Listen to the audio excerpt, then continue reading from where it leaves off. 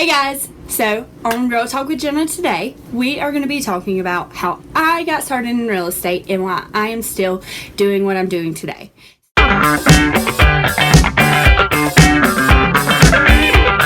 So, I started real estate in 2017. November 4th is when I was licensed. But before that, I went to RCCC. So, that is a local community college here in Kannapolis. I went to the Research Center and I took the real estate classes there. So, it was every Tuesday and Thursday from 9 to 4. And there's an attendance policy, and I'm pretty sure you can't even miss a whole day. I could be wrong, and things have changed, so I'll definitely check on that. So just with that being said, make sure before you sign up for real estate classes that you're going to be able to commit, 100% into going to classes. I don't think I ever even missed one because you don't want to miss the information anyway. So, I think that was about 2 months, and then it was time for the test. So you can ask my parents and McCoy. I was a zombie. Like, the whole time that we were in real estate school, I did not really go out. I actually had tickets to a concert, and I didn't even go to the concert because I was too busy studying. So yeah, that just tells you got to be committed. And I'm not the best test taker, so I also knew I had to study really hard. If you're a good test taker, it might be a little bit easier for you. So, got to the test exam, y'all, hardest exam I've ever taken in my life. So hard. But I passed by the skin of my teeth, 2 points. 2 points, but it doesn't matter because a pass is a pass in real estate. So, past that and on to the state exam. So, you have two portions, your state and your national. So, North Carolina and then the national. North Carolina laws are a little bit more strict than other states, so and it's actually more strict than our national laws. So you got to know what your state laws are versus your national laws. And I had a sweet little baby niece on the way the day I took my exam. So if you know me, family is first, and my brain was there and my test was here. So didn't pass that one. Went back. I think you have to wait 10 days between each one, so longest 10 days of my life. Didn't pass that one. Went another 10 days. Didn't pass that one. And went for the fourth time, and I passed both. So, after 4 tries on the state exam, I passed. So, you'll find that if you go around and talk to a lot of people or a lot of agents, they'll either tell you, some will lie and say that both tests are easy. If they're telling you that, they're either one, a genius, or two, they're lying to you. Or they'll tell you the class exam was easier than the state, or the state exam was easier than the class. You find either one. So I found that the test exam was easier for me, and the state exam wasn't. I think that's because the class exam is on paper, and the state exam is on a computer, and I was not ready for that, and that actually can mess with me. So, and I was in my head a lot.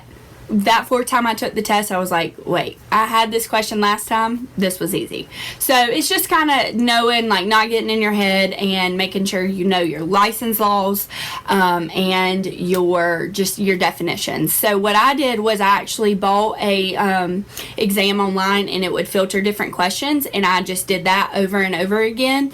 You can buy those, and I did all the practice exams that my teacher gave us in class. So that is how I got started in real estate. After I got my license, then it was time to start. So you're going to have a lot of people who reach out to you, a lot of companies. They'll get your name and they'll reach out because they want you to join them. My biggest advice on deciding on where you're going to join is make sure that you go somewhere that's going to offer you the guidance and for me, I like hands-on experience. I know that some other companies, they will give you more class experience. So you go in, it's kind of like just taking more exams, learning stuff, but I like to be in the field. So that is why I went to a boutique firm where I was able to just kind of jump right in and follow, the other agents' leads and see, how they're talking with their clients and just really get that hands-on experience. That's the best way I learn. So you got to really know what kind of learner you you are to really know what company is going to be best for you. So definitely ask around, ask what they can offer you as far as getting started and education and all of that. Another thing to think about is you don't get paid until you close on a home. So if you're starting real estate and you have a steady income right now, start saving money. Start saving it back for 6 months to a year out, because it could take you 6 months to close on a home, or it could take you a year, or it could take you 3 months. You never know, but you're not going to get paid until you get that commission. So if you can have a part-time job that allows you flexibility to get started, then definitely do that as well.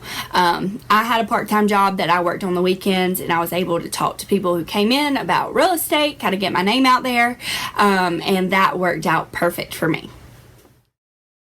Because I got started at such a young age, it's kind of one of those things, you don't know what you're doing until you kind of jump in and you're there. So after a year at my boutique firm, I decided to go to Allen Tate. They offer a really good support system. They have an office in Concord, so I wanted to go there and be a part of a team. So I joined a team and I stayed there for 2 years. The team is wonderful. I definitely recommend a team if you need like some help getting started. It definitely helped with my transition of more closings that I did. In those 2 years while I was there, I had the support to help me and kind of learn how to handle all that. So that was great. And now I am off on my own. So my third year, I'm working on my fourth year. I am off on my own, which is kind of scary, but I love it. I love my freedom that I have, and the technology that my new company offers. I'm with EXP, by the way, EXP Realty, and they're really big out on the West Coast, and it's kind of trickled into North Carolina and other states surrounding us, and it's really awesome. I love it. So if you are in real estate and you're watching this and you're like, hey, I've been thinking about EXP, definitely give me a call. I'd love to tell you more about it. So now that I'm at EXP, some things that I do to kind of stay busy and stay relevant is my biggest thing that I do is I show up. So I go to different events. I show up on social media. Every morning I wake up and I'm like, what can I do for a client today that can help them out? Communication is big. So if you don't have very good communication, I'll definitely work on that. So I don't know where I went, what class I took, but they said if a client has to reach out to you to ask you a question, then you're failing. And you're not necessarily failing, but you want to make sure that you're giving them that information before they have to ask for it, because that's what we're here to do, is to help them, guide them throughout this process and make them feel better, because it can be really scary. So the fun part, I get to talk about why I love real estate. So number one, my clients. I love my clients. I absolutely love working with people, getting to know their family, getting to know their friends, and getting to help them purchase and do one of the biggest transactions they will ever do in their lifetime. How cool is that? So I'm really here to be a guide. I can't make your decisions for you as a client, but I'm here to help you make the educated decision and make sure that you feel good about it. So I get to be kind of like a counselor almost. You'll hear a lot of real estate agents tell you, we are much more than a realtor. We are there when things go wrong. We are a shoulder crown. We are there when they are so happy because it's closing day. We are there when stuff happens in the family or big events happen. Like I have clients that I closed on in 2017 that I still talk to at least once a month. Now in 2019, almost 2020. So that's pretty cool. Like we get to grow together. They know my family, I know their family. So I love that aspect of it. Second, I love my freedom.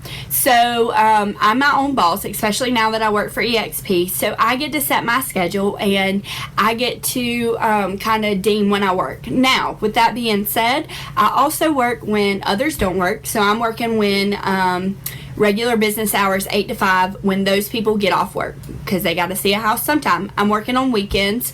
So those are kind of, you miss out on some things, but other things, it really is a balance. So I enjoy that aspect of it. I hope that you enjoyed this video, and I hope that I answered any questions that you might have about real estate. If there was a question that I didn't cover, definitely send me an email at jenna.cook@exprealty.com. I will be glad to answer any questions that you might have, and I will see you next time.